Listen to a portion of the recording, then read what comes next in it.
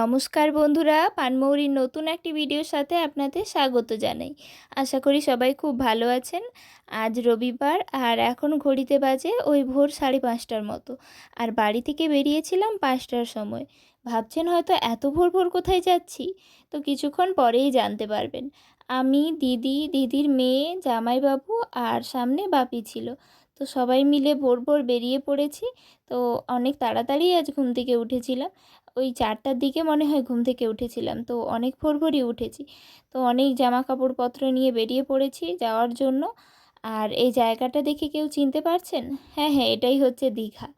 তো আমরা বা দীঘাতে যাচ্ছি না, আমরা দীঘা পেরিয়েই যাচ্ছি। আর একটুখানি রাস্তাই বাকি আছে। তো কিছুক্ষণ পরেই জানতে পারবেন। তো ভাবছি আসার সময় দীঘাতেও একটু যাব। তো দেখা যাক, যদি সময় থাকে তো দীঘাতেও একটু যাব। আর আমাদেরকে এখন আর পুরী যেতে হবে না জগন্নাথ মন্দির দেখার জন্য। জগন্নাথ এখন আমাদের বাড়ির কাছাকাছিই চলে এসছে। এই যে নতুন করে পুরীর জগন্নাথ মন্দিরের আদলে মন্দির তৈরি হচ্ছে। মন্দিরটা যদিও বা তৈরি শেষ হয়ে যায়নি, তৈরি হচ্ছে। তো দেখলাম, আমি তো এই প্রথমবারই দেখলাম, আগে দেখিনি। এই প্রথমবারই দেখলাম তৈরি হচ্ছে মন্দিরটা। তো আমরা আমাদের ডেস্টিনেশনে চলে এসেছি। দেখে হয়তো অনেকে চিনতেও পারছেন। হ্যাঁ, আমরা চন্দনেশ্বরের মন্দিরেই এসেছি। তো ওখানে দিদির মেয়ের চুল কাটানো ছিল। তো ওই জন্যই আসা, অনেক দিন থেকেই যাব যাব করে আসা হচ্ছিল না। তো একটা ভালো দিন দেখে আজ চলে এলাম। আর এদিকে দিদির মেয়ের চুল কাটানো হচ্ছিল।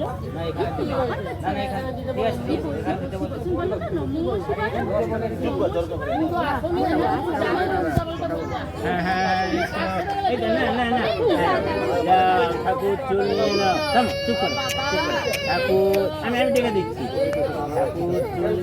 আর ও জানেন তো খুব বেশি কান্নাকাটি করছিল। এখানে অনেক ছোট বাচ্চারা ছিল, বাচ্চারাও অনেক কাঁদছিল, কিন্তু আমার দিদির মেয়েটা যেন একটু বেশিই কান্নাকাটি করছিল। ও আসলে একটু বেশি ভয় পেয়ে গেছিল। সবাই কেমন সোনা আমার মাকে সবাই সোনা মা বলেছে। সবাই বলেছে নৌকা বলেছে। আচ্ছা আচ্ছা নৌকা পরিষ্কার করে তো আমি বলেছি। আচ্ছা আচ্ছা আচ্ছা ওই আর আমরা অনেক তাড়াতাড়ি এসেছিলাম বলে ভালোই হয়েছে, অনেক লোক কম ছিল। আর এর পরে পরে যা অনেক লোক হয়ে গেছিল, কি আর বলবো, বাচ্চাদেরকে নিয়ে অনেকটা সময় করে দাঁড়িয়েই থাকতে হচ্ছিল, এতটা বেশি লোক হয়ে গেছিলো। তো আমরা তাড়াতাড়ি এসেছিলাম বলে ভালোই হয়েছে। তো ওখানে চুল কাটানো হয়ে গেছে। আর চুল কাটানো হয়ে যেতে এবার মন্দিরে পুজো দিতে হবে। তো আগেই ওখান থেকে কুপন কাটতে হয়, কাটা হয়ে গেছে আর চুলটা কেটে নিলাম। আর তারপর ওকে ওখানে বাথরুম টয়লেট ছিল, তো ওখানে ওকে স্নান করিয়ে নিয়ে চলে এসেছি। আর তারপর এখানে দোকানে ঘুরে ঘুরে দেখছিলাম কিছু নেওয়া যায় নাকি। তো দিদির মেয়ে খুব কান্নাকাটি করছিল, তো ওই জন্য ওর জন্য কিছু নেওয়ার জন্য আমরা দেখছিলাম। আর এই যে ওর স্নান করা হয়ে গেছে, ওকে নতুন গেঞ্জি প্যান্ট পরিয়ে দেওয়া হয়েছে। তো এখন আমরা মন্দিরে যাব, ওখান থেকে ওর জন্য কিছু খেলনা কিনলাম আর তারপর আমরা বেরিয়ে পড়েছি, মন্দিরে ঢুকবো। তো ওই যে ওর হাতে খেলনাটা দেখছো, ওটা নেওয়া হয়েছে, আরও অনেকগুলো নেওয়া হয়েছে। তো বাড়ি এসে আপনাদেরকে দেখাবো কি কি কিনলাম। তো এখন আমার কাছে অনেক কিছু, জলের বোতল, জামা কাপড় যা কিছু ছিল। আর আজ জানেন খুব বেশি রোদ হয়েছিল। আগের দিন এতটাও রোদে তাপ ছিল না, আর আজ যা রোদ বেরিয়েছিল তাকাতেই পাচ্ছিলাম না যেন মনে হচ্ছিল। আর জলের বোতলে জল যা গরম হয়ে গেছিলো কিছুটা হাতে রাখার পর, কি আর বলবো। তো এখন আমরা মন্দিরে ঢুকছি আর এখান থেকে প্রসাদ নিতে হবে, প্রসাদ ফুল যা কিছু এখান থেকে ধূপ ধুনো প্রসাদ ফুল যা কিছু দেওয়ার ওই কুপনের মধ্যেই থাকে। তো ওখানে দিয়ে দিচ্ছিল। তো তারপর মন্দিরে যাচ্ছিলাম পুজো দেওয়ার জন্য। তো কোথায় পুজো দিতে হবে তো বুঝতেই পারছিলাম না প্রথমে। তারপর আজ রবিবার হওয়ার জন্য একটু লোকের পরিমাণও যেন বেশিই ছিল মনে হচ্ছে। তো অনেকে বলছিল আবার আজ রবিবার ছুটির দিন যেহেতু, ওই জন্য লোকের পরিমাণটা একটু বেশি। তো খুব বেশি লোকজন ছিল, তো ওই জন্য একটু বুঝে উঠতে পারছিলাম না। তো তারপর শেষ পর্যন্ত আমরা পুজো দিলাম। আর এখানে জানেন তো অনেকগুলো মন্দির আছে, অনেক ঠাকুরের মন্দির আলাদা আলাদা করে অনেকগুলো মন্দির করা আছে মন্দিরের মধ্যেই। তো তারপর আমরা এখানে পুজো দিলাম। আর এখানে পুজো দেওয়ার পর মন্দিরের ভেতরেও পুজো দিতে হবে। তো মন্দিরের ভিতরেও চলে এলাম, আর প্রচুর লোক ছিল মন্দিরের ভিতরটাতে। কোনো রকমে দাঁড়িয়ে পুজোটা দিলাম। আর আজ এত বেশি রোদের তাপ ছিল কি আর বলবো, বাইরে যেন বেরোনোই যাচ্ছিল না, খুব বেশি রোদ লাগছিল। আর অনেকের মানত ছিল, তো এভাবেও পুজো দিতে আসছিল দেখলাম। আমি তো প্রথমবারই দেখছি এরকম পুজো দিতে। আর দিদি বলছিল হ্যাঁ, অনেকের মানত থাকলে এভাবে পুজো দেয়, আর এমনিও দেয়। তো এটা হলো চন্দনেশ্বরের মন্দিরটা, কতটা সুন্দর দেখতে, তাই না? আর তারপর এখানে ভেতরে অনেক দোকান ছিল, বাইরে যেরকম দোকান ছিল সেরকম ভেতরেও ছিল। তো ঘুরে ঘুরে দেখছিলাম কি নেওয়া যায় বাড়ির জন্য। তো তারপর একটা ওই চীনামাটির ষাঁড় কিনে নিয়ে এসেছিলাম। তো আর গরুও ছিল, তো আমরা একটা ষাঁড় কিনে নিয়ে এসেছিলাম। আর মন্দিরের মধ্যে একটা পুকুর ছিল স্নান করার জন্য, যেখানে অনেকে পুজো করছিল, স্নান করছিল, দণ্ডি কাটছিল। আর এই হলো চন্দনেশ্বরের মন্দির, কতটা সুন্দর দেখতে, তাই না?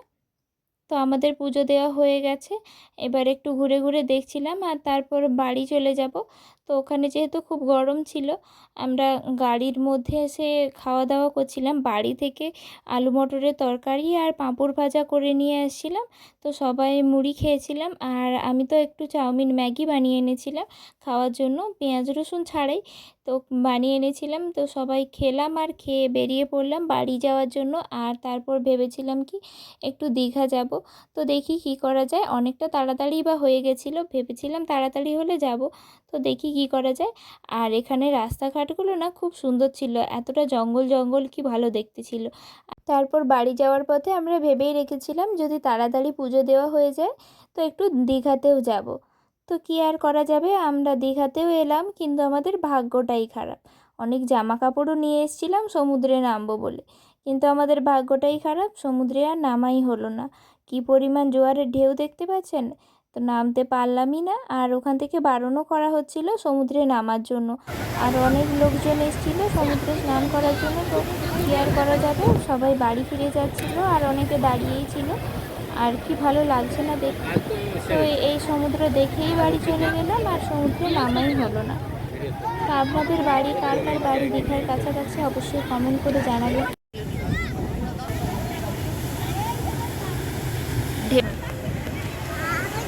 ওই দেখ ওই সামনেটা আসতেছে, দেখ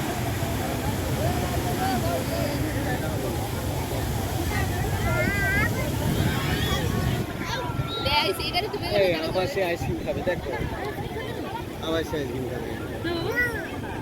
তুমি খাবে? আমার একটা গান থাকলে একটা ফটো তুলতে দিবি।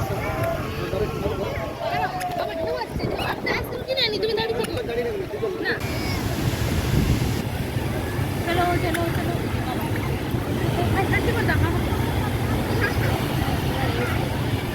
তো এখন আমরা সমুদ্র দেখে আর সমুদ্রের ধারে ঘুরে ফিরে বাড়ি যাওয়ার জন্য রওনাও দিয়ে দিলাম, কারণ যা রোদের তাপ ছিল ওখানে বেশি সময় থাকাও যাচ্ছিল না। আর এখানে সমুদ্রের ধারে অনেক দোকানও ছিল, তো দেখছিলাম খুব একটা কিছু পছন্দ হচ্ছিল না, তো ওই জন্য গাড়িতে উঠে পড়লাম। ভাত খেতে হবে, তো কিছু তো খেতেই হবে, তো ভাত খেলাম ওখানে রাস্তাতে একটা হোটেলে। আর এখন বাড়ি যাচ্ছি। তো বাই বাই দীঘা, আবার কখনো যদি আসি। আর এখন আমরা বাড়ি চলে এলাম, আর বাড়ি এসে দেখাচ্ছিলাম আপনাদের কি কি কিনে এনেছি।